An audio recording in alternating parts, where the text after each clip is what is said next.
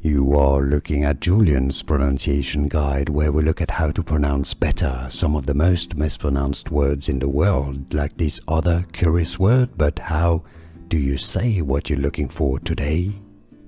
Let's learn how to pronounce this interesting name correctly once and for all, and you're going to be able to tell me if that's the correct pronunciation. This is a name of Coptic origin, Egyptian you could call it, meaning a person who's steadfast, committed, unrelenting, or determined.